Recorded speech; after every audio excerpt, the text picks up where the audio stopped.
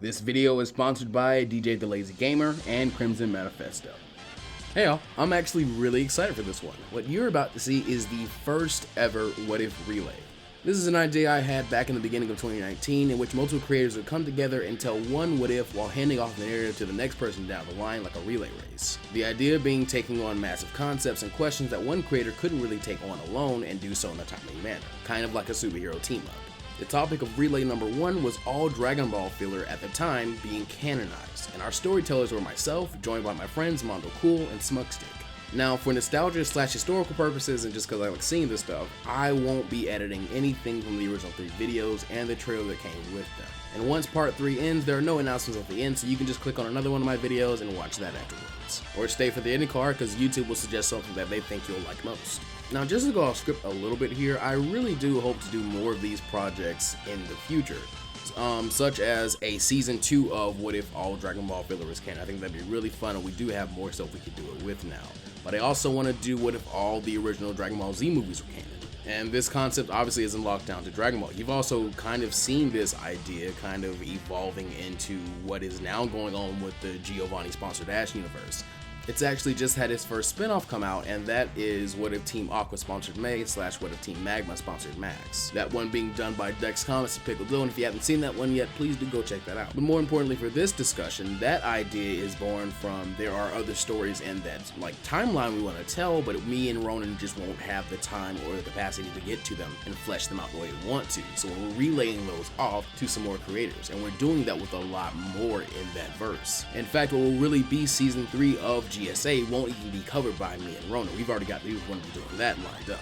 So I really want to do this with some more people, and I'm kind of gathering the ones who I want to do it with for some other series, so I know it'll be good covering those. I want to do a very, very long What If All Naruto filler was canon. I think that would be really, really fun, and we would definitely be coming back to do another relay to do What If All original Naruto movies were canon. So those are future plans, but as of right now, you know the drill. There's something I want to bring to your attention, and that is this screenshot from my analytics that shows nearly half of my regular viewers are not subscribed yet, which means you are both enjoying the content, and as you can see, I have some really big plans for the future, so please do consider subscribing, as it, along with leaving a like or a dislike, they do the same thing algorithm-wise, and commenting your thoughts or criticisms are all easy and totally free ways to help support my channel. Do it for me so I can catch back up to Smug and Mondo. So with my shilling out of the way, please enjoy the show.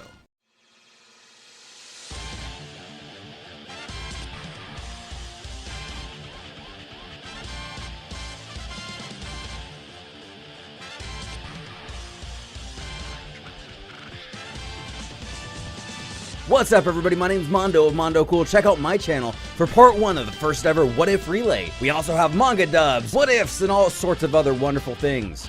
Hey, what is up guys? My name is Plus Ultraman, or you can call me Plus Ultra, does not matter. On my channel, I do a lot of what if discussions, including for Dragon Ball, Naruto, and My Hero Academia. So if you like that type of content, come check me out.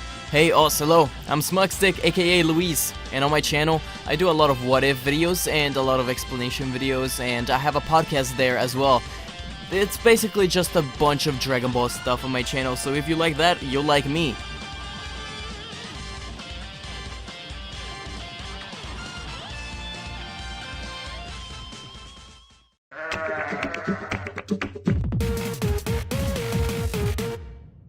What's up everybody, this is the first part of a 3-part What If Relay, an awesome idea thought of by Plus Ultraman. So the first part's gonna be here, the second part will be on Plus Ultra's channel, the third part will be on SmugStick's channel. Links are in the description below, and without wasting any more time, let's get to the story. Somewhere, deep in the endless void of space, a Saiyan King challenges an evil emperor for the freedom of his people. However, the emperor emerges victorious and not only disposes of the king, but the planet he'd call home as well. Escaping the devastation, a single space pod heads to the safety of planet Earth. A while later, the pod finally lands at its desired destination as the young, soon-to-be-named Goku makes his arrival on the blue planet and is soon adopted by one of the world's greatest martial artists, Son Gohan. The years go by and the Dragon World doesn't differ much from its canonical counterpart. Bulma and the Monkey Child begin their journey as usual, and the Pilaf gang actually have an extra member. However, he's only shown off camera, and for the sake of our story, we're gonna assume he gets eaten by a pterodactyl shortly after his introduction. Then there's a talking alligator, a sunken ship, and a pinball death match. And then we get to our first change of possible significance in the introduction of Dr. Flap. This is essentially Dr. Gero's opposite. Where Dr. Gero was a willing member of Red Ribbon,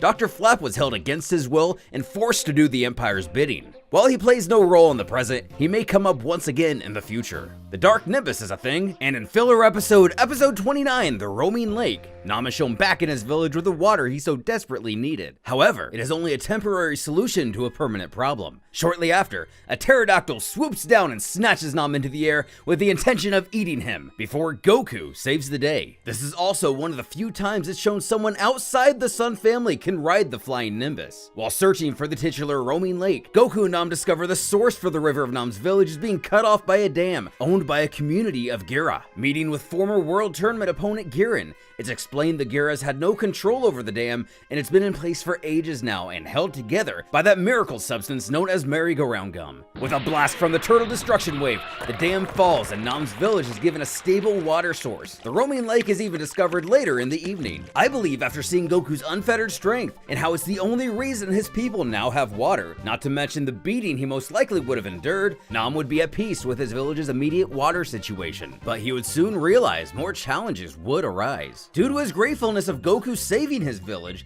I think Nam would want to reconnect with the Monkey Child someday, and even get a rematch since their fight of the World Tournament was so closely fought. If Toriyama had planned on this episode becoming canon, I believe Nam would be now focused on protecting the people of his village, so nothing like this could ever happen again. Before Goku can leave, Nam asks him the whereabouts of his teacher, Master Roshi, to which Goku would do his best to explain, but we can all assume how that would go. Nam then begs Goku one last favor, and that is to take him to the Turtle Hermit himself, so he can train and become a warrior like Son Goku. Having to find Bulma to fix the Dragon Radar 2 days into their trip, Bulma is able to give them proper directions and have Nam at Kami House by the end of the day. While Roshi has no interest in taking on new students, Nam decides, for the greater good, to let some of his newly found experience with the mainstream world rub off on him just a little bit. Nam cheekily leans in and whispers to Roshi that if he does not train him, he will fill Goku and Krillin in on who Jackie Chun really is. Make no mistake, Nam is as pure as they come, but this was a situation where failure simply was no option. A reluctant Roshi agrees, and Nam becomes as much a part of the gang as Yamcha, for example. And in episode 81, Goku goes to Demon Land, literal translation, Goku goes to the Demon Realm, Goku seemingly does just that. Although it also could pass as more of a dank cave than the Demon Realm, it's my best guess it's more or less an earthly entrance to the land of demons. At least that's what Toei had in mind at this point in the story. Speaking of the story, this really doesn't impact it that much, it's just kind of interesting to know there's such a place that exists on Earth, so you have that. Other moments worth mentioning, but don't really change the story that much, include Goku having a pre-existing relationship with both Tien and Chaozu, who are merely punk con artists, and Master Shen attempting to assassinate Goku, further proving he's just an awful human being. Despite Nam's intensive training, he is still defeated by Tien in the 22nd World Tournament. Though he puts up a much more respectable fight, Tien would also still go on to become champion. While discouraging as any defeat, Nam would still continue to improve himself as time would pass. Though he now feels that it's time to end his training with Roshi, and he should be back with his village once more.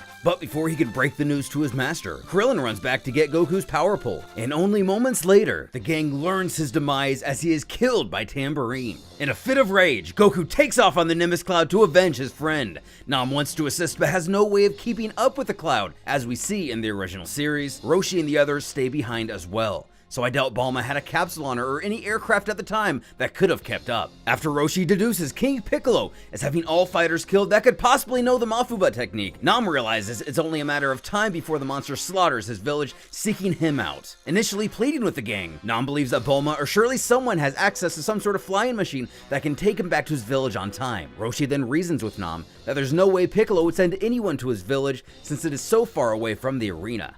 At least, not for a day or so. Goku's events would probably play out as they normally do, but while setting up shop, Bulma, Yamcha, and Nam would have some unwelcomed company the next day. Tambourine tracks down Yamcha and plans to add one more poster to line the walls of Piccolo's aircraft. Thrilled he is to discover Nam is accompanying the wounded turtle student. The fight only lasts a few seconds before Tambourine goes in for the kill shot before being caught off guard by a flying kick from Nam. Tambourine shrugs it off as dumb luck before being contacted by King Piccolo, taking to the air to speak to his lord and master about the demise of his brother's symbol. Nam then tells Yamcha that this is their opportunity. He may think he has the advantage while in the air, but in reality he is hindered by his lack of mobilization, something Nam is all too familiar with due to his Heaven Cross or Arm Cross dive technique. This creature may have wings, but he is still moving less fluidly than if he were to be on the ground. While the monster is distracted, the two charge up a dual Kamehameha that vaporizes the beast instantly.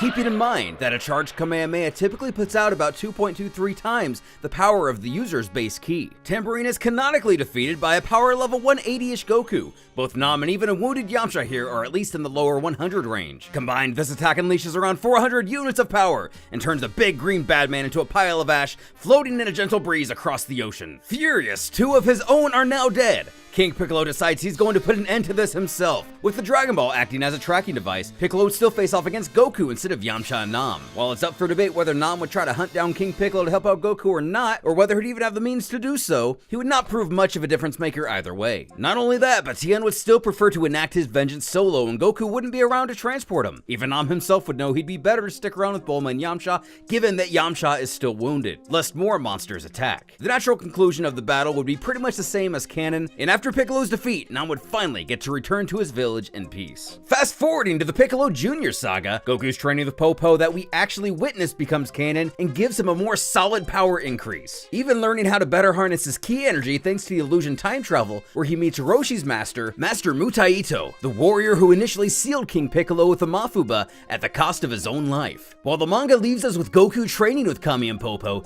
the details of the training are never fully disclosed before the time skip, and we're given only minor details. During this 3-year period, I believe Goku undergoes enough mental and physical discipline to become a bit stronger than we see in the original story. Between learning how to stop wasting his motions and how to fight without the use of his eyes in the episode Quicker Than Lightning, honing his concentration skills in The Secret of the Woods, and enlightening his mind in the Time Room. Not to be confused with the Room of Spirit and Time / Hyperbolic Time Chamber. Doing all of this in the matter of only a few days, I think it's safe to say that Goku absorbs more knowledge and experience than the average to even adept master martial artist would in several lifetimes. Even if you believe Goku's physical training would have somehow been the same, the Time Room is not a Toriyama creation and would give Goku endless experience by fighting the greatest martial artists in Earth's history. Though it's worth stating that the time travel is merely an illusion and one cannot change past events, the training and experiences, however, are very real. In Weekly Jump 31, it said Goku's power is 910 when using the Super Kamehameha in the Piccolo Jr. arc. Before his training 3 years ago on the Lookout, his power level is 260. While this isn't a bad scale by any means, and I was honestly impressed by the boost he was given, I'm gonna go ahead and bump this up to about 1200 during the Super Kamehameha after seeing how intense Goku's training was. Remember, it's never explicitly explained in the manga how Kami and Popo managed to increase Goku's strength, so for all we know, the training wasn't half as intense as what the filler showed us, and I highly doubt that it was even more intense. After discussing this with Plus Ultra, he had the idea to put Goku's base rate at around 538, or around 150 units more than originally. In other words, Goku has the potential to unleash 1200 units of power during battle, but is only going to average around the 538 to not exert himself so heavily. And at this point in Dragon Ball history, 150 units of power is way more than enough to make a big impact in battle. In their rematch, or first fight, or whatever you want to call it, Goku is able to end the fight with Piccolo much easier than normally. This is a very dire battle that Goku never took lightly, although in this scenario, the tournament arena was never destroyed. The fight plays about as usual until the point where Goku is able to retrieve the jar Kami is trapped in due to being ensnared by his own Mafuba. Once Kami is safe, Goku is free to battle as he desires and promptly ends the fight. The consequence here, however, is Goku never gets the Zenkai boost he normally would. This does have Goku's desired effect on Piccolo though. Having seen how outmatched he truly was, Piccolo then proceeds to train harder than he normally would have in an attempt to match his earthly adversary. Meanwhile, the last few episodes of Dragon Ball give Goku and his new fiancée a little more to bond over, like saving her family wedding dress and saving his soon-to-be father-in-law. On an unrelated note, Bobby even goes out of her way to be more helpful when the Bancho fan won't put out the fire at Ox King's castle. This unveils another pseudo-otherworld-like realm on Earth, a realm where the flying Nimbus even refuses to tread, and even leading Goku to save Chi-Chi from a bed of spikes. Goku then realizes all the dangers are merely illusionary, and they're able to truly travel into the Dark World, where Goku reunites with Grandpa Gohan, who reveals the Dark World is a bridge between this world and the Otherworld itself. himself. This would also explain why Goku never tries to resurrect him, because Son Gohan himself doesn't really want to be revived, and the fact that Goku can literally see him whenever he'd like now. While this would probably be breaking some rules somewhere, knowing Goku, he would just do it anyway if he felt so inclined. In the final episode of Dragon Ball, it is said that if the Furnace of 8 Divisions were to be shut down or destroyed, it would disallow spirits to travel safely between worlds, and evil souls would destroy the Earth. Which really could have been a plot point for a future villain, so Zamas, take some notes. After Goku saves Ox and having just previously saved Chi-Chi from impalement, I believe this would create a stronger bond between the husband and wife than in normal canon. It's just one little thing that's kind of weird to note that in the closing seconds of the last episode of Dragon Ball, Baba asks more or less the audience, "The future? It wouldn't hurt to take a peek." And while looking into the crystal ball with a joyful, surprised look on her face, it's never revealed what she sees, leaving it to segue into what happens next in Dragon Ball Z. But I'm sitting here, if we were to take this seriously, you dumb bitch, there's so much you could have avoided if you would have just opened your mouth. Everybody died because of you!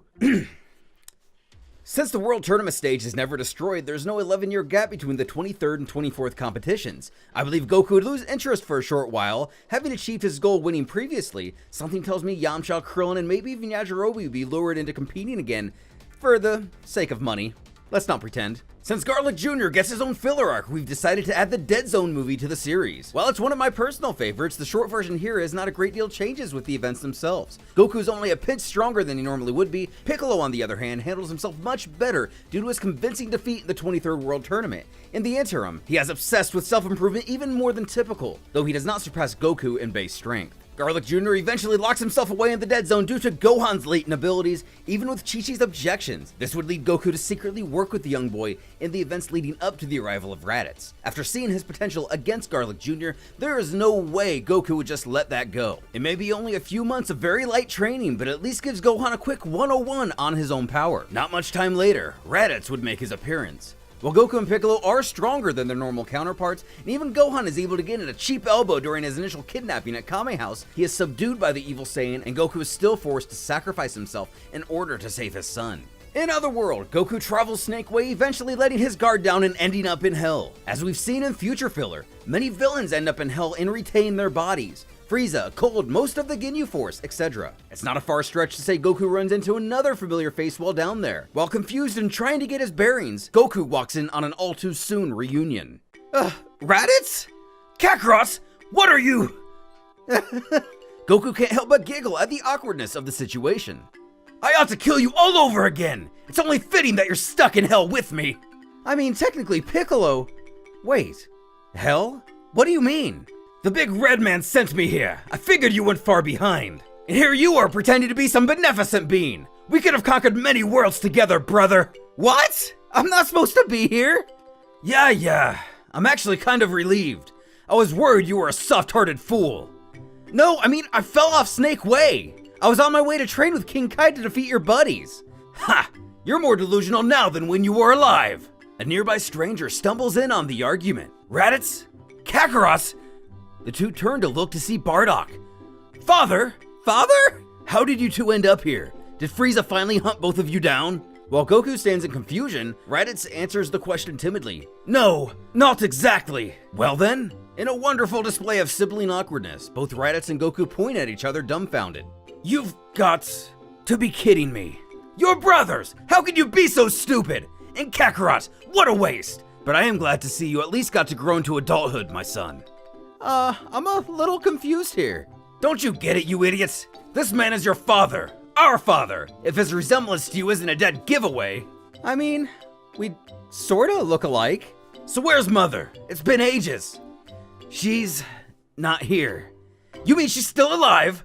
No, she just didn't get sent to Hell. Well, as much as I'd like to catch up, I have to get back to Snake Way. See ya! Goku turns face to separate from the group to find a way out. Wait! Brother! Goku turns at attention but doesn't stop moving. The green fellow said you were to be wished back.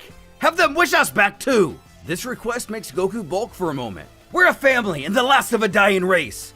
With the three of us, not even Nappa or Prince Vegeta would stand a chance. Taking little time to answer the question. Nah, you've already proved to me you'll never change. Later! Kakarot! Raditz is stopped short by his father.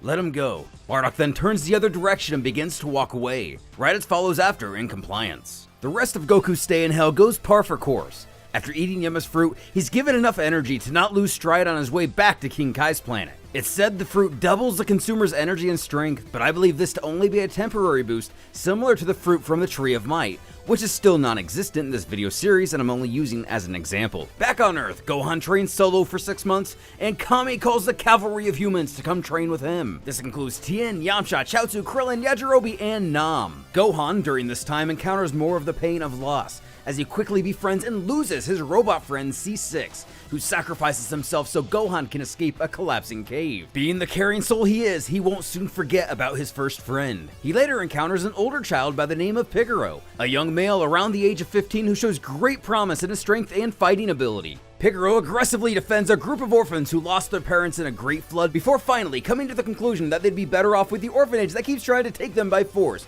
a conclusion he may have come to much sooner had the orphanage employees not acted like a bunch of douchey twats the entire time. Had this episode been non-filler, I believe Pigoro would have seen the potential in Gohan, who is basically a toddler at the time, and be curious about where his power comes from. Obviously, Pigoro shows great interest and knowledge in martial arts, as he is seen delivering flying kicks and utilizing jujitsu techniques. The two would travel back to the wastelands that Piccolo had dropped Gohan in, teaching each other their knowledge of survival along the way. Not too long after, Piccolo would finally return. Who is this? Gohan would explain Piccolo's backstory, telling Piccolo that he is super strong. We'll see. After lightly testing the teenage fighter, Piccolo could see how he could be useful, especially because they are desperate. In the ensuing months before the arrival of the Saiyans, Piccolo would teach both Gohan and Pigoro everything he could about fighting and ki utilization. A very new experience for Pigoro. The other Z fighters are able to utilize the time room to gain more experience and strength than they ever thought possible. Before making it to Earth, Vegeta and Nappa would find themselves on planet Arlia, a world crawling with humanoid bug-like beings. After freeing it from its tyrannical dictator, they decide to blow it up because it won't fetch a high profit. The significance here is that Vegeta, with a power level of only 18,000, is able to effortlessly blow it to pieces. So I guess in this reality, this is all it takes to be a planet buster. They don't seem to stay on the planet very long, so I'd say they still get to Earth around the same time as usual. Then finally, on November 3rd, 762, all of the Earth's capable warriors would gather to defend their home against the Saiyans. In order of power, we have Piccolo, Tien, Krillin, Yamcha, Nam, Yajirobe hiding behind a rock somewhere, Gohan, Pigoro, and Chaozu. And I'm gonna give Gohan his sword here because, while it's actually canon, it's not really shown in all but maybe one occasion. But in the filler, it's used a lot more, so he gets the sword. Nappa would still unleash the Cybermen, toying with the Z-Fighters to see what they are made of. Everything would unravel routinely until Yamcha's infamous moment. However, destiny would be on his side as Nam would once again be there to save his colleague, just as he did against Tambourine. Yamcha and Nam would be more than enough to defeat the remaining creatures. Unfortunately, this battle against Nappa would be remembered less as a battle of triumph and more as one of destruction, as Nappa would methodically take down all of the Z-Fighters one by one. Nam would be the first to fall, having ruined Nappa's joy of seeing Yamcha blown up by a mere Cyberman. Where he lacks in power, he makes up for in battle attack, but this would prove no match to the brute strength of the Saiyan. Next would be Chaozu, whose self-sacrifice would again prove to be in vain. Finally, despite their best combined efforts, neither Yamcha or Tien would even stand a chance. Before Tien's demise, Piccolo would devise a plan of, originally, himself, Krillin, and Gohan attacking Nappa while his guard is down. In this case, when he goes in for the kill against Nappa, normally Gohan chickens out and they're unable to do any real damage to the Saiyan invader. In this case, not only does Gohan have Pigoro to back him up, I believe the small amount of training he did with Goku and the companionship with Pigoro gives Gohan much more confidence. I'd say not only does Gohan proceed to hit Nappa with everything he's got, Pigoro also gets in a good hit. They actually manage to greatly wound the Saiyan, at least compared to any damage they would do in the canonical series. As Vegeta laughs off the attack as sheer incompetence on Nappa's part. While it was an amazing effort, all they end up doing in the end is deeply angering the fighter. So much so that when Piccolo later goes to grab his tail, I believe Nappa hits Piccolo much harder than canon. Immediately after, he slams Gohan into the nearby rock formation as Pigoro runs over to his aid and Nappa runs in for the kill shot. At the very last second, he's interfered with by Krillin, who lands a solid kick, sending the alien stumbling backwards. Done playing around,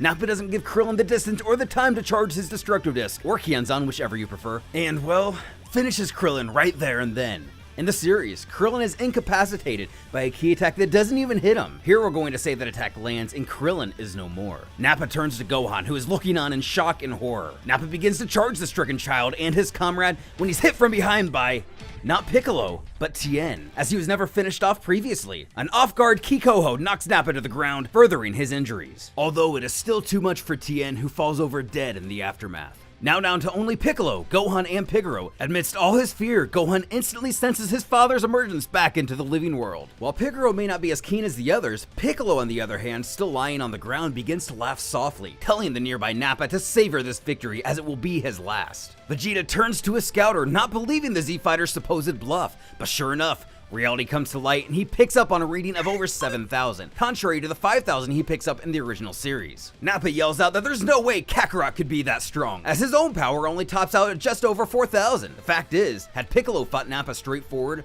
with the assistance of the other Z-Fighters, there's a very good chance that he would have defeated him. However, due to Piccolo's over-analytical approach, Nappa was able to pick off that support one by one.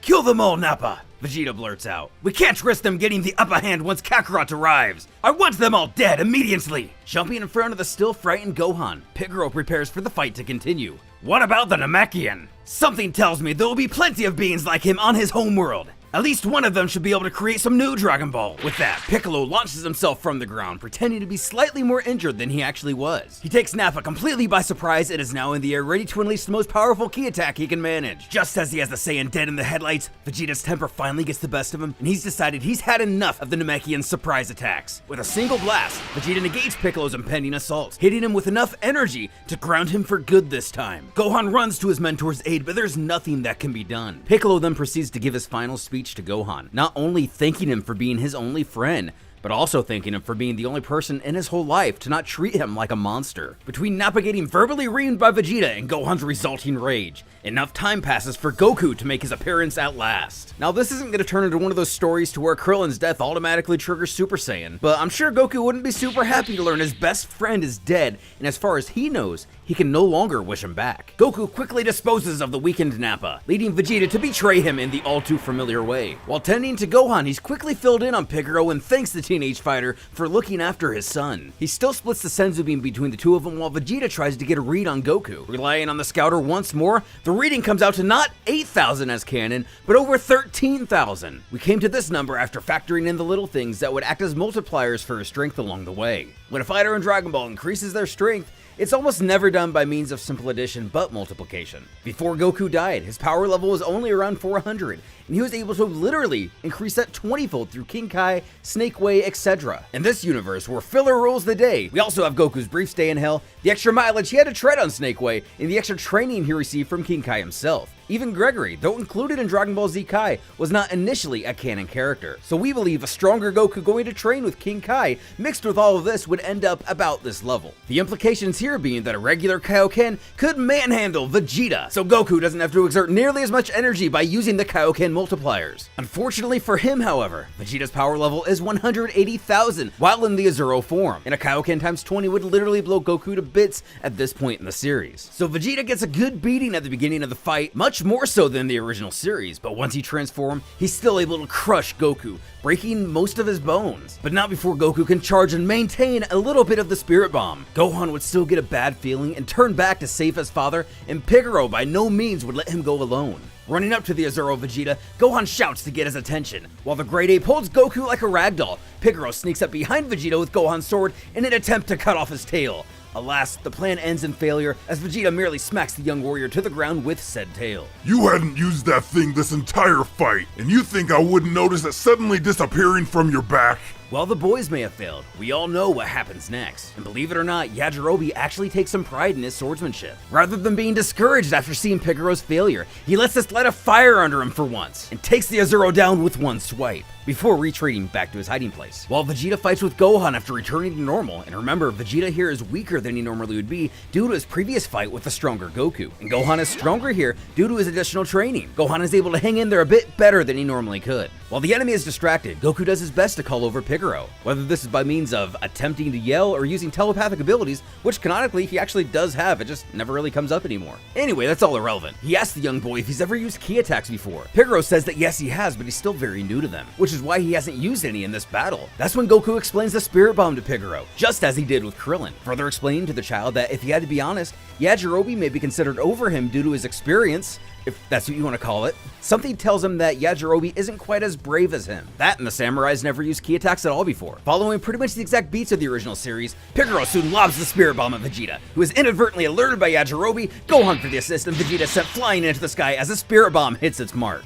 As the boys celebrate in victory, Vegeta's body falls to the ground, but in this reality, he doesn't just bounce back up ready for more. The battle has taken him to his limits because of Goku's new strength. As a Saiyan Prince begins to twitch and summons his space pod, Piccolo grabs Gohan's sword once more, but we all know Goku would never let this happen. While Piccolo is generally a rebel, he listens to Goku's pleas and Vegeta makes his escape, vowing his revenge. In the ensuing aftermath, it is Gohan who plants the seed to go to Namek after remembering what Vegeta said about Piccolo's race. In the 11 days preparing for their journey, after Gohan and Piccolo leave the hospital, they pay Bulma a visit at Capsule Corp, sneaking past Chi-Chi of course. Feeling sympathy for the robot he left behind during his training, he asks Bulma about it, recognizing it as one of Capsule Corp's. While she's not too sure of anything about it, being it's so old now, tells Gohan that if they can retrieve it, she'd be happy to get it up and running again. Worst case scenario, she knows it'll at least stimulate her scientific side. Gohan goes on to explain that transporting it may be an issue because there is no way to turn it back into a capsule, which even furthers Bulma's curiosity, as Capsule Corp made its heyday with just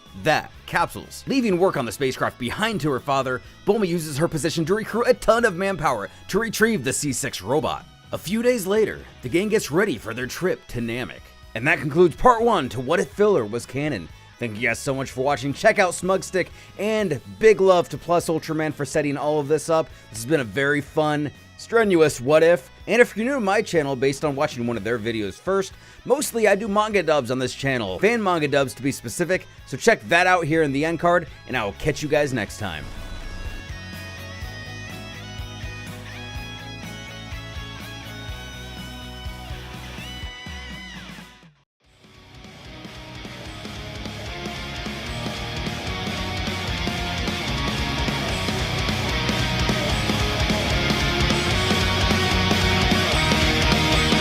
Yo, what's up, Poster fam, and members of both SmugStick and MondoCool's fan bases. Welcome to the second part of the What If Relay, a crazy idea for a collaboration I had that these two were just crazy enough to go along with, so huge thanks to the both of them. So instead of recapping part 1, here's a link to Mondo's video in the iCard in the description below, so definitely go and check those out before watching mine, because there's way too much for little old me to recap by myself. That said, I do want to say that the general rule we set for this series was, the filler can change the story, and all filler doesn't have to play out in the same circumstances. With that said and done, we can enter back into the story, where we find Gohan, Piccolo, and Bulma on their way to planet Namek to pick up the pieces after the bloody battle with the Saiyans and revive their dead friends. The fully filler episode, episode number 36, brings these guys in contact with a group of orphan children, led by the equivalent of Piccolo, but in space, or as he's actually known, Zeshin. This encounter wouldn't change much, aside from Piccolo replacing Krillin, and really identifying with the plight of these children, since they have very similar backgrounds. He and Gohan also quickly come to hate the name Frieza. Because of this shared past, Piccolo feels very sorry for these kids, and decides to give them directions to Earth. And I think they would decide to take this offer, instead of going to their original destination, since the Earth is likely closer. Because the group takes this time to give coordinates and directions to Earth, Bulma is able to hear the full warning of what the shortcut the group takes in the original filler entails. And because of this, I think Bulma decides it's much safer to just go ahead with the route Kami's ship had already charted. Zeshin's group doesn't argue about this, and they simply say their goodbyes and leave. This little detour probably slowed the group down from their Canon arrival time by a solid 2 to 3 hours, and as such, they will arrive on Namek 2 hours later. Back on Earth, we see another change caused by filler. Goku, while hospitalized for the 6 months of travel to Namek, is shown training against the wishes of his doctor.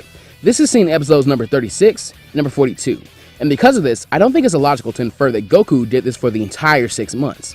Because of this, after applying the average Zenkai boost of 1.33 times to Goku's power level at the end of Mondo's part, which was 13,000, we get 17,290, and with this extra training, we decided to round him to a full 18,000, making him equal to the first canon power level of Vegeta.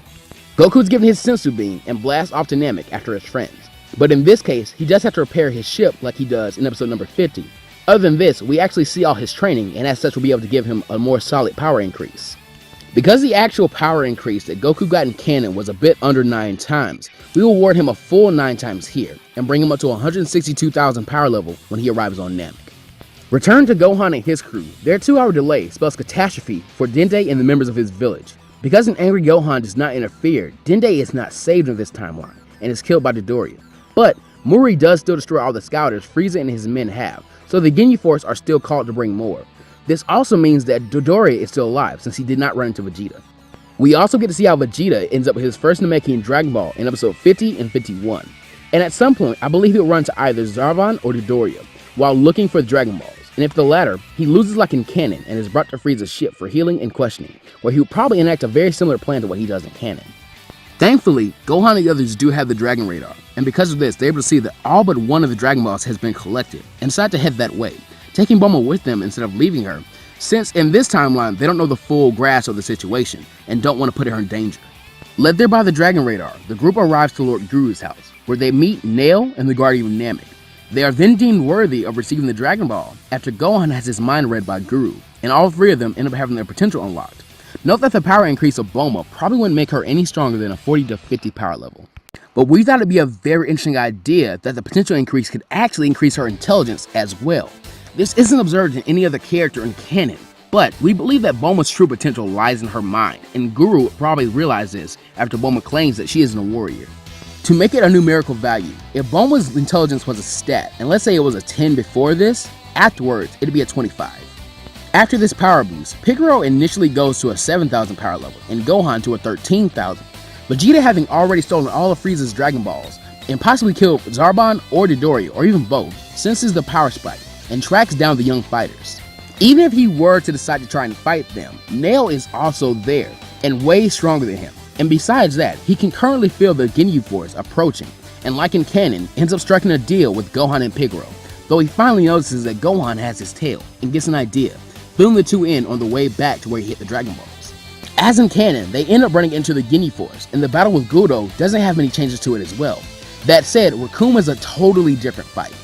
Vegeta begins the battle with the Graceful Bruiser, and around the time that Recoome begins to set up for his Recoome Eraser Gun, instead of needing to be saved by Gohan and Piccolo, he yells out to Gohan that it was now time to finally look up. Curious as to why Vegeta said this, the Ginyu Force look up in unison with Gohan.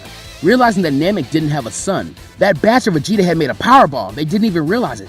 Recoome realizes the full brunt of this danger, and begins to try and beat on the growing Gohan, who at this point will receive the same about 40% increase to his counterpart in canon. That took him from a 10,000 power level to a 14,000, except here, he goes from a 13,000 to about an 18,000, making his grade 8 form a 180,000 power level, far above any of the Ginyu Force. Luckily for them, the Ginyu Force are aware of the Grapes Achilles' heel. Recoome, Jace, and Bird begin to try and fly behind the monkey and cut the tail off, but are surprised when they see that Vegeta and Piccolo are hanging onto the fur in the middle of Gohan's back, where the ape could not reach them or swat them away. Anytime they would try to approach the tail, Piccolo and Vegeta would blast him in the face with all they had. This combined attack was not enough to kill them, but it was enough to drive them off for a few seconds, and that's all that was needed before Gohan would swipe them away with his big paws. Recoome, finally getting sick of this particular song and dance, lands on the ground to prepare for his ultimate maneuver, the Recoome Ultra Fighting Bomber. He begins to do the oh so important motions and chant, but then he hears a call from Jace to look out, and looks up too late to see Gohan's massive foot coming straight down on him with wide eyes. Seeing the gross puddle that used to be their teammate, Jace and Birder realize they are down 2 men and in dire straits, and begin to use a similar maneuver to what they did against Goku in the anime to confuse their opponent. Finally, Birder is able to blitz the warriors hanging on to Gohan's back, and Jace makes the cut on his tail with the Ki Blast. The young hybrid falls out of the transformation, and Piccolo, always a good friend, tries to protect him, but the situation looks very dire. Fortunately, Gohan's rampage had bought enough time, more than in canon, and Goku reveals that he had arrived around the time Recoome had died. He gives the fight a timeout, and then administers Senzu Beans, and easily defeats both Jace and Birder, where Vegeta does it with the bodies, and gets chided by Goku for being so brutal, before he flies off to take on Ginyu and take the Dragon Balls back, Goku and the others following right behind him. The Z Fighters then arrive to Frieza's ship, and find Ginyu guarding the Dragon Balls while dancing. Now, as any what-if story, it doesn't have to go exactly the way we argue. Goku, being so much stronger than in canon, could really easily defeat Captain Ginyu if he went all out, but we decided against this, and as such, the battle with Captain Ginyu would go the exact same. The Body Snatcher does what he's best at, and takes Goku's body, and in this timeline, he'd be even more interested in Goku's body, since he'd be stronger than him even without the Kaioken. That said, Ginyu only having a quarter of Goku's power in this timeline puts him at a power level over 40,000. In episode number 73, Gohan to feature Dad, Ginyu is shown to be adapting to Goku's body. This is filler, so Piccolo and Gohan have an even harder time dealing with Ginyu, but Vegeta easily handles it. Goku is then able to get his body back and show off his great throwing arm when he intercepts Ginyu's change now with the Namekian Frog. Afterwards, Vegeta realizes the extent of the damage he put on Goku's body and puts him in a healing pod, realizing that he'd be a pretty good help against Frieza if it came down to that. He then gives Gohan and Piccolo new battle armor, and Gohan really needs new clothes after his growth spurt from the Ozaru form. Yeah, fighting his dad in his birthday suit was not gonna be a very fond memory for him.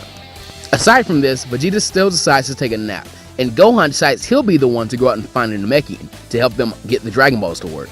Back with Nail, Bulma, and Lord Guru, Frieza arrives to Guru's abode, like in Canon, and confronts them. But unlike in Canon, there are 3 more warrior Namekians that show up to stop Frieza, all with a power level of around 10,000. Unfortunately for these guys, there are nothing more but flies to Frieza, and he swats them away with an attack we never see from him again. But Nail realizes that he needs to distract Frieza as long as he can, and walks over to the almost dead bodies of his brethren.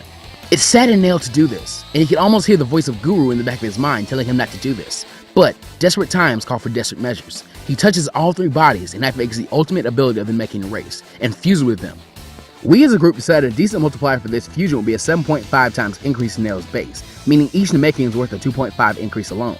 This was decided number 1 because they are very near death, number 2 they are much weaker than Nail, and number 3 they are not all the same figure or body type.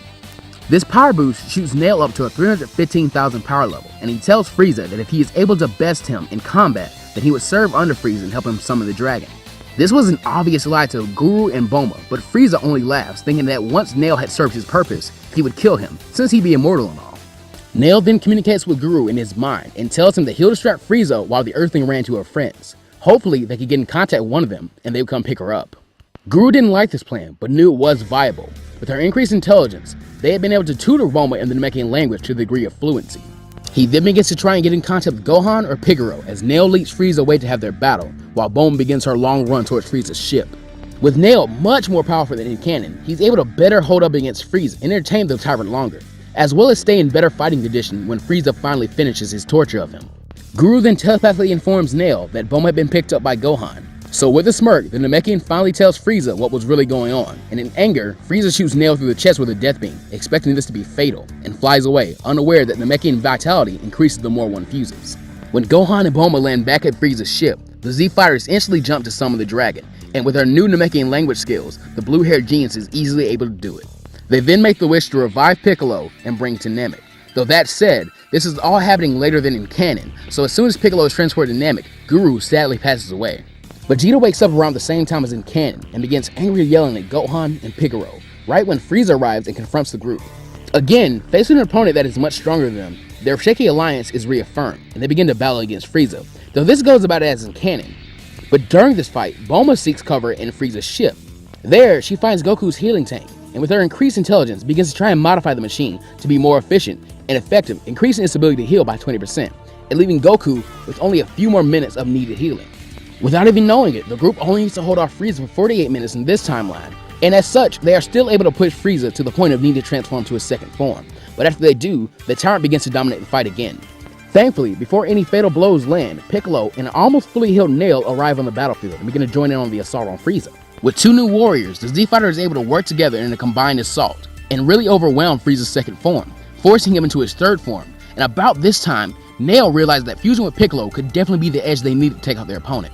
Like in Canon, Piccolo is instantly against fusing, but then Nail informs him that since Piccolo is the smallest bit stronger than Nail, he would still be the dominant personality.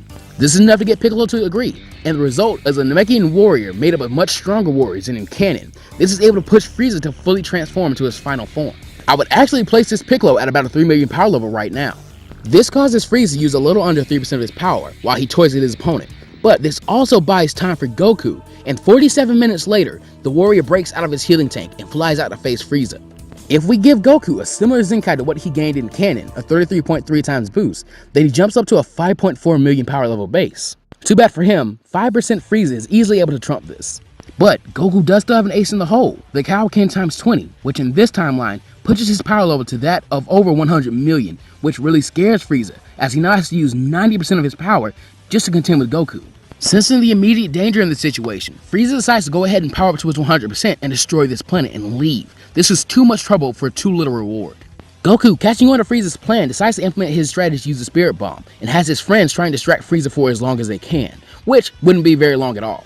But at his current power level, even a non-fully charged Spirit Bomb would still do a lot of damage to Frieza, and so Goku uses one of those instead of one of the giant ones. The technique that Goku learned from King Kai is able to blast Frieza into space, ending the battle. Everyone begins to celebrate. Even Bulma comes out of Frieza's ship to celebrate as well, and she even tells Vegeta that he did a good job and stopped being so grumpy, making the Saiyan scoff at her. This cheerful celebration is however halted when Bulma is lifted into the air and soon blows up, and the angry form of Frieza appears in the sky. We all agree that Goku losing his first ever friend would be a suitable replacement to losing his best friend, and as such, Goku fulfills the legends and becomes a Super Saiyan. Though this version of Goku as a Super Saiyan is way over Frieza, and I think here the timeline pretty much returns to as normal, in terms of things like Frieza making the planet blow up in 5 minutes, and the people killed on Namek being revived and then transported to Earth, other than Goku and Frieza of course. Now here's our major change of the arc. Even though Goku is stronger than Frieza, he wastes too much time like in Canon, toying with Frieza so the fight lasts as long as in Canon. But you can definitely argue that Goku gets bored faster than in Canon and kills Frieza than in there. The problem is that there is one completely filler episode, number 102. Because this really happens here in this timeline, the 5 minutes run out and Namek explodes with Goku still on it. Frieza survives the explosion in the same condition as in Canon, but Goku has died on Namek, and this is where the Namek Saga ends in this timeline. Other than this, the Ginyu Force and the human Z Fighters have a canon fight on King Kai's planet. That said, we think that easily beating someone who put a brutal beatdown on a version of Vegeta that was stronger than the Vegeta that they met on Earth, who was stronger than Nappa who killed them, would bolster the Earthlings' confidence. This speaks to the Earthlings that they don't have to be too far behind the Saiyans as long as they train hard. There's also the factor of Nam and Krillin being there to be extra training partners, which would make everybody stronger. The next 624 days involve the Z Fighters making the same wishes as they do in Canon, with Goku refusing to be revived as he wanted to finish figuring out how to do the Super Saiyan thing on command. There was also something he wanted to check out in Hell. Gohan also has to take on Garlic Jr. in a rematch, with Piccolo and Krillin at his sides, but I doubt this would be extremely different from the actual filler. It does however result in Gohan earning a Zenkai when all is said and done, since he got beaten up very bad in that filler. Marin is also canon in this timeline, but I doubt her relationship with Krillin lasts. But hey, maybe Yonska could rebound off her since she does like Bulma, and the two would flirt with each other in the filler. As for Vegeta, since he knows exactly where Goku is, instead of going out to look for him in space, or even dying to go see him in Otherworld, he decides to go and fulfill his own destiny, and find King Cold out in space and take him down. This just seemed like the most likely path, since Vegeta was number 1, alive when he sees Goku turn to a Super Saiyan, and number 2, saw just how much stronger Goku had gotten through his training. This lights a fire under Vegeta, and really pushes hard on the Goku button for him. The Saiyan Prince commissions a ship from Bulma, the same made for Goku, but with a stronger gravity machine, and with her increased intelligence, she's able to make this very quickly. He begins to train on his way to the former location of planet Namek, hoping to find King Cold there. Vegeta would double Goku's training, and if he reaches the power level of 4 to 5 million, he could easily take out King Cold if he's able to achieve Super Saiyan. He ends up finding the Frost Demons and sees Frieza is currently being repaired. In a battle with King Cold, he is beaten down roughly, and King Cold makes a mistake of mentioning how much enjoyment he got from making a fool out of Vegeta's monkey daddy and the entire Saiyan race. He then gloats that the Saiyan race would end one by one, and this is enough to force Vegeta to also become a Super Saiyan, where he defeats King Cold and kills the recovering Frieza. Back in Otherworld, Goku visits Cell to see if his father and Raditz were still there, and maybe to see if he could fight Frieza once again to see if he could coax that Super Saiyan power out of his body again. Yo, Raditz! Dad, are you guys here? Stop yelling, boy. Did you die again? Kakarot, you're starting to disappoint me. Yeah, I did die, but you'll never guess who I died fighting against. That Frieza guy Dad mentioned. What? You fought him? Damn, I was hoping you'd be the one to take him down. Wait, he isn't here? You haven't seen him? Damn that Vegeta! He killed me! There he is. You aren't supposed to be here. Leave now or you'll be stuck. Goku is able to sense how strong this guy is and asks if he would train with him, but the man gives him a once-over and only laughs, telling him he was nowhere near the strength he'd need to be for a spar, and to leave. Goku does so sadly, but asks the name of the man first, to which he is told, Pikkon. On the 625th day, Goku is revived, and there's a party held at Capsule Corp to celebrate the now well-earned peace. Even Vegeta had apparently been forced to come by Bulma, after he had returned to Earth, though he came back partly because Bulma mentioned Goku would be coming back that day. This party is however crashed by Trunks, who gives the warning of the androids to Goku, who gets everyone to start their training here. Our changes here are that Vegeta has both discovered Super Saiyan and his love for gravity training earlier. This means that the events of episode 125 do not happen the same for Vegeta. There's also Piccolo and Nam being there for the 3 years of training as well. Piccolo probably joining with Goku, Piccolo, and Gohan, since Gohan and Piccolo are the only people he's ever trained with. Icarus is also canon, and Goku and Piccolo attempt to and fail to get their licenses in episode 126. That said, Goku is later shown driving, so let's say that they try again and pass that time. Since he's canon in this timeline, Bulma could possibly seek out Dr. Flap, to hopefully ask him for info on the Red Ribbon Army android program. And I think due to this, he becomes a member of the scientific Z Fighters, made up of Boma and Dr. Briefs, simply adding more brain power and more money to Capsule Corp with his inventions. Now, because Dr. Gero would have monitored the Z Fighters up until their departure to Namek and seen how much stronger they are, the androids in this timeline would also be stronger, so it kind of evens out. So based on that, we decided that nothing from the battle with Gero in 19 to Vegeta and Trunks versus Cell will be changed, though it could definitely go a different way if you really want to argue it. We match up with the canon timeline until the decision to make use of the Room of Spirit and Time is made. Here, I think since the humans feel a bit more motivated to train, they may use the room after the Saiyans are done, causing them to grow stronger than their Cell game counterparts. But again, this really doesn't make a huge change in the timeline. Our only major change during the Cell Saga comes when Gohan as a Super Saiyan 2 is fighting against Cell and knocks Android 18 out of Cell. Here, Cell makes his threat to explode, but since Goku does not have instant transmission, he realizes that the time has come for him to sacrifice himself, and it would not be as easy as transporting him somewhere else this time. Assuming Cell wouldn't blow up upon contact, like he did when Goku transported him away in Canon, the Saiyan walks forward and bulks up into the Grade 3 Super Saiyan form, bigger than even Trunks had gotten. Cell gives Goku a weird look, saying he'd already proven that form is useless, and Goku chides that it was only useless in straight combat, but the strength it granted was very useful. He then wraps his arms around Cell and begins to try and lift the big bio android up into the air, and while he gets him off the ground a bit, Cell gloats that he still hadn't saved the Earth yet. His blast would still destroy it. Goku then roars out. Cell didn't get it. Goku didn't plan on coming back from this. He yells out, Kaioken, and the bulky Saiyan speeds all the way up into the air, but he can feel his body about to explode any minute now. But thankfully, he reached orbit and Cell explodes harmlessly in the atmosphere. We all know that Cell simply regenerates and flies back down to Earth, stronger than ever. But the timeline matches up again, almost completely. Goku tells everyone that he'd like to stay dead, as there is someone he wanted to train against. But this Plus Ultra fam is where I'll be leaving my part of the What If Relay off for now. Again, massive love to SmugStick and MondoCool for working with me on this What If Relay. And big love to Mondo for lending his voices and helping with the little raccoon getting squashed animation you saw earlier. Be sure to check out Smug's part so you can end this timeline. And definitely subscribe to both these content creators, because really and truly, they are much better than I am, and they deserve so much more attention than what they're already getting. Other than that, there's nothing else for me to say, but always go beyond Plus Ultra. See you guys next time.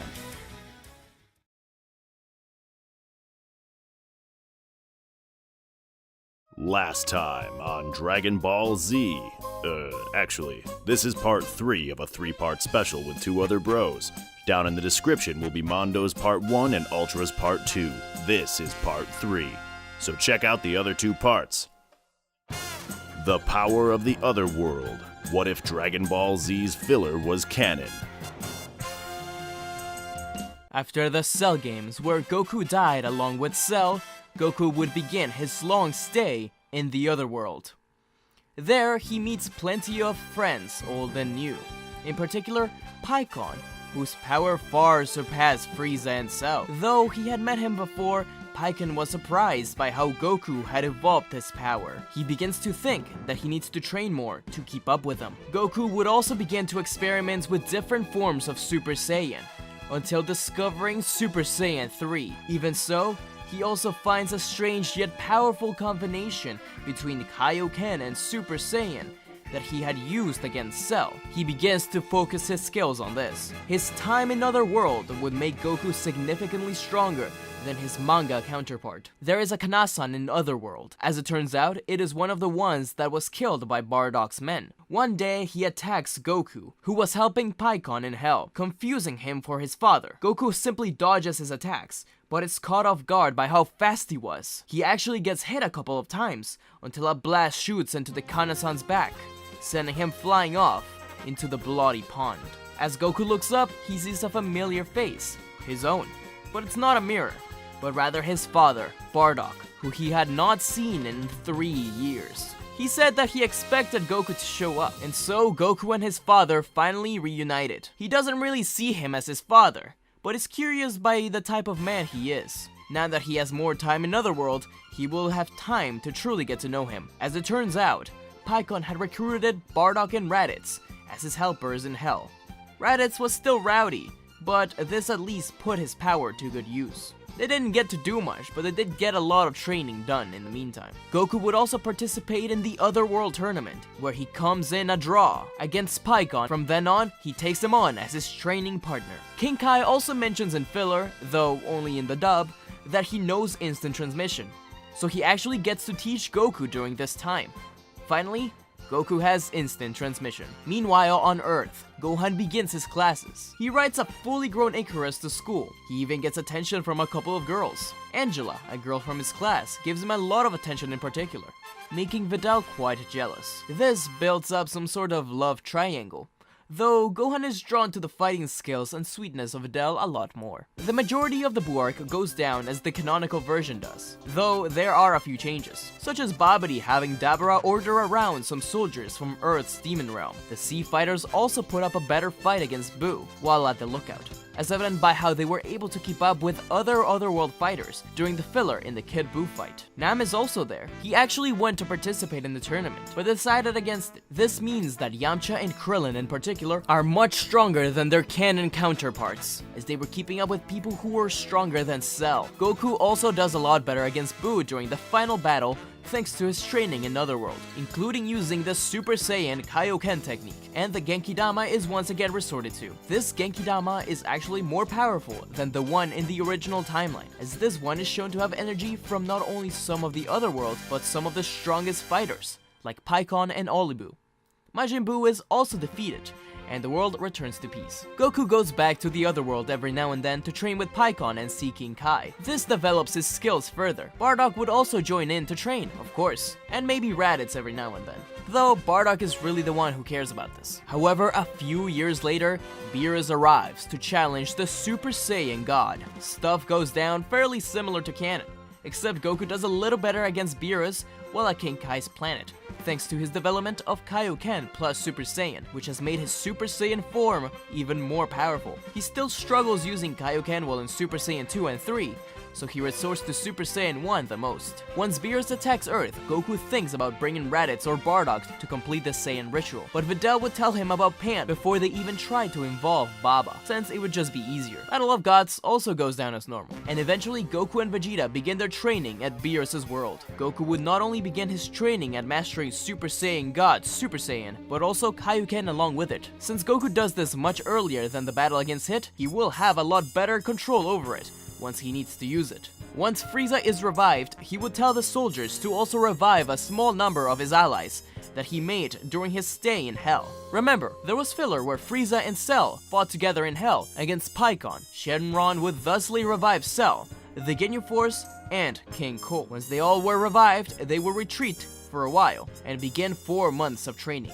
Though King Cold tries to train as well, Frieza is really the one to focus on training, and is actually a bit stronger than he was in the original Resurrection F, thanks to the training he had while in Hell. Cell detests the idea of training, and thinks it's a sort of weakness shown by Saiyans and humans. He does eventually join Frieza 3 months in, however, because he sees how much stronger he got. The reason they didn't train earlier was because Frieza saw it as something disgusting Saiyans did. It was only after watching Goku defeat Buu, which also happened in filler, that he began to consider the idea. Meanwhile, on Earth, once they feel the Frieza Force incoming, they would bring together the allies. However, realizing how strong they are, Gohan would ask Uranai Baba to bring Pikkon back for 1 day, as he would know that Goku and him kept the people from Hell in check. Though reluctant at first, Pikkon would agree to help out the Z Fighters. So Baba brings back Pikkon for a day, and he joins the Z Fighters against Frieza's army. Gohan would fight Cell, of course, as he wants his revenge. Cell, however, is stronger than Gohan, thanks to his training with Frieza.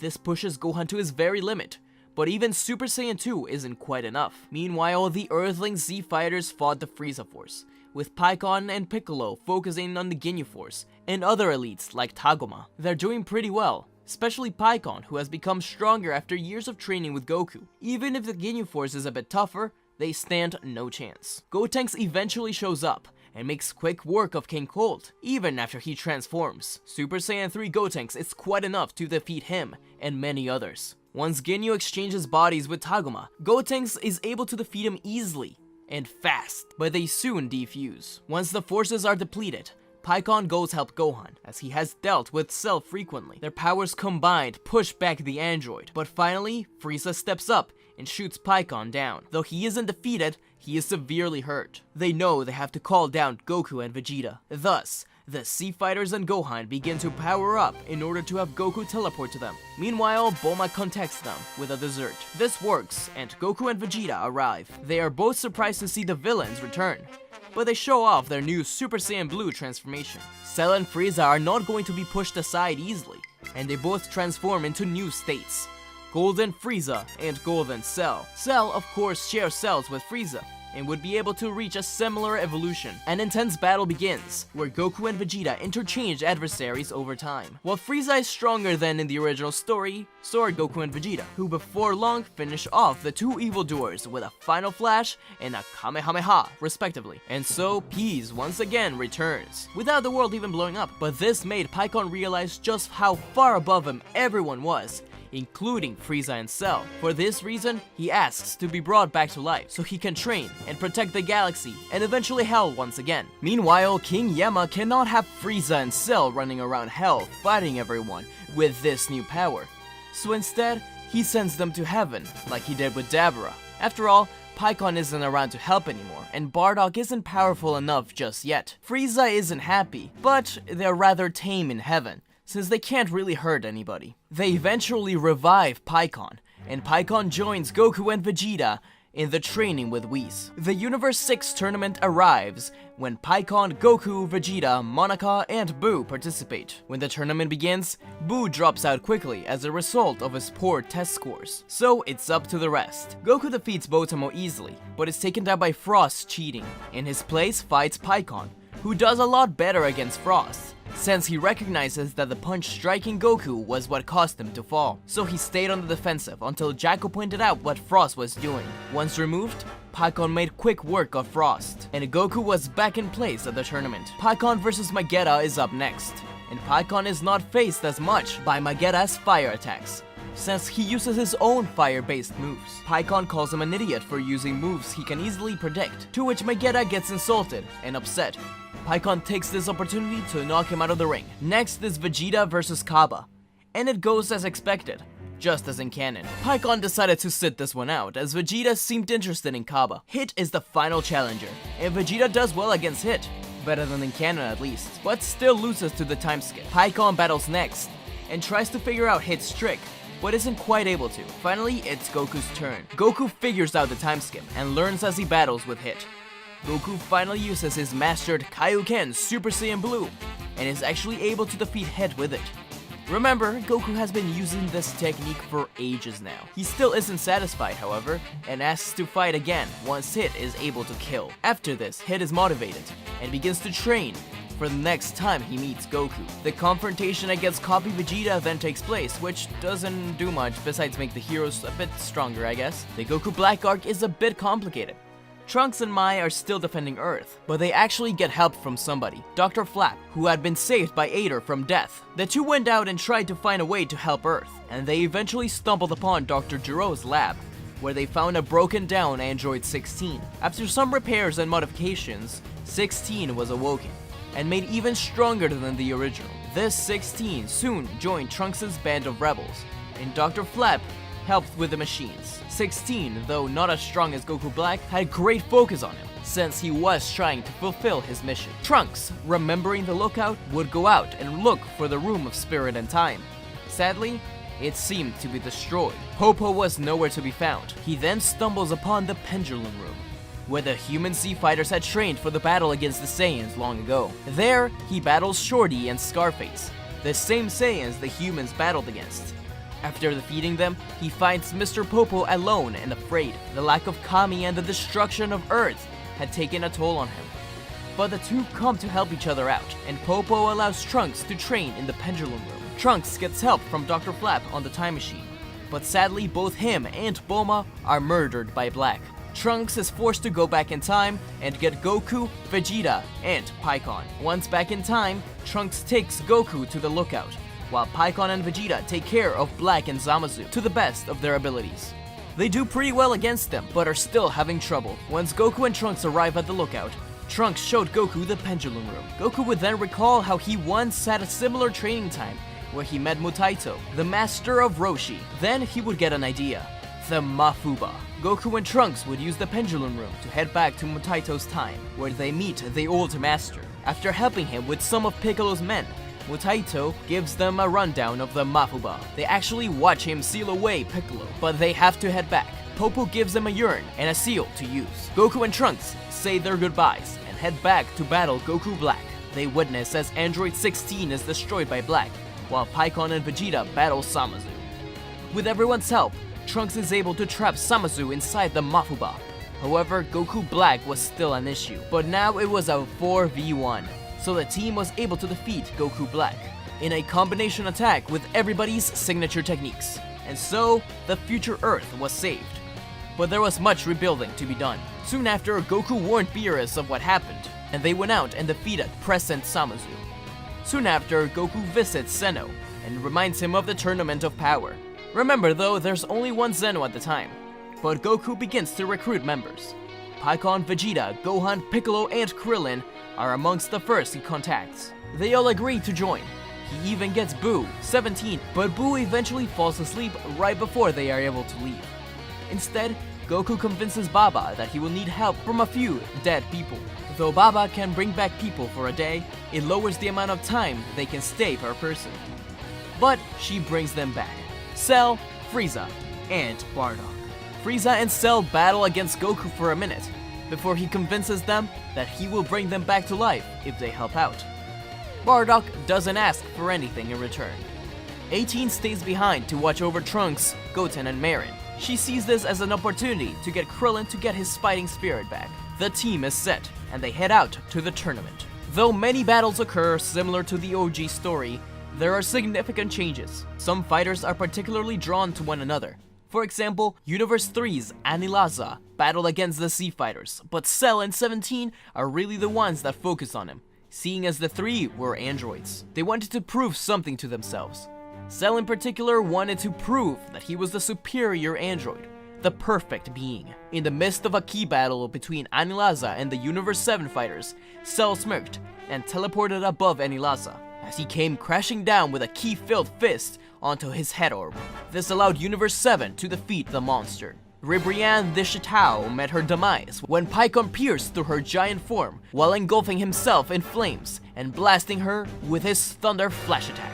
Cell and Gohan actually got to battle together as well, and they both hated it. This battle was against most of Universe 11, and Cell critiqued everything that Gohan was doing, saying that he fought better as a child. Hit even battles Cell, though the battle is cut short when Jiren steps in. Hit does a lot better against Jiren than in the original timeline, but sadly is still defeated by Jiren. Despo's speed was no match for Cell and Frieza's dual attacks. They had great synergy, as they spent a lot of time together in Hell. Despo was thusly defeated by a double death beam from both sides that knocked him out. Bardock had an interest in fighting Universe 6 Saiyans, and he got the chance to battle two of them. He did well against Kaba, who actually pushed him into Super Saiyan, something he had been saving up for a time like this. He actually achieved it through training in Hell with Goku's help. He did not defeat Kaba, however, as the battle was eventually cut short. He did manage to defeat Frost though, while he was distracted talking to Frieza. Frieza was planning on defeating him anyways, but Bardock came in and kicked him in the face. Frost was sent out of the arena. Bardock then looked at Frieza and spat his way. He hated the monster, and hated being in the same team. After defeating a few minor enemies as a Super Saiyan, he learned how to turn Super Saiyan 2, while watching Caulifla and Goku fight, and eventually went toe-to-toe with Kale. Sadly, once Kale turned into her Berserk mode, Bardock was defeated. Cell was also responsible for defeating all three members of the Trio of the Dangers, ultimately causing the doom of Universe 9. Both Pikkon and Vegeta were responsible for defeating Toppo, who knocked out Gohan out of the arena a moment before. They both pushed the giant energy sphere back his way by powering up to maximum. Most other major events happen in the same way as the original timeline, such as Kefla vs Goku, where the outcome was nearly identical. By the final battle against Jiren, Goku, Frieza, Pikkon, Cell, and 17 are left. Vegeta had been knocked out of the arena while giving energy to Goku. Cell used his slicing ability to cut down the arena where Jiren was standing onto a small square piece, and created Cell Juniors to grab onto him. Jiren exploded his ki, and killed all the Cell Juniors and knocked out Cell out of the arena. 17 and Pikkon blasted Jiren as he approached them, but Goku and Frieza came up from behind them and dragged Jiren onto the abyss, thus defeating the last contestant. Pikkon and 17 were declared the winners, but Zeno wanted to see who was stronger. A match between the two began, finally being allowed to fly. They were both worn out, but were doing very well against each other. It looked like Pikkon might have actually won for a second, but Android 17's infinite energy got him an edge, and 17 was the victor. He wishes for all the universes to be brought back. With the universe at peace again, Goku says goodbye to Bardock, who he promises he will see again. He also tells him that him and Grandpa Gohan should have lunch someday. Bardock smiles at his son and hugs him. Then he turns to Frieza and spits his way. Baba then takes him away. Frieza and Cell are brought back to life thanks to Whis, and the two villains leave to Frieza's ship, surely to return eventually. But Goku gives them a warning, telling them that they will be ready if they come back. But for now, the Z Fighters celebrate. And thus concludes the story so far. Unless you count Broly, then nothing really changes there. Maybe Pikkon helps them fuse, you know, like in Fusion Reborn. But nothing beyond that. But anyways, thanks for watching, guys. Be sure to share, comment, and subscribe. And tell me down below what your favorite piece of filler is. Be sure to also subscribe to Mondo and Plus Ultra down in the description below. They are awesome guys, and it was a lot of fun to make this What If trilogy with them. If you haven't checked out their videos, then I don't know what you started in this part, but be sure to check them out too. Anyways, until we meet again, see ya! Don't forget to like, comment, and subscribe to SmugStick, unless you want to be destroyed. Lord Beerus, that's hardly fair. But also, don't forget to click the bell icon to get notified when he uploads new videos.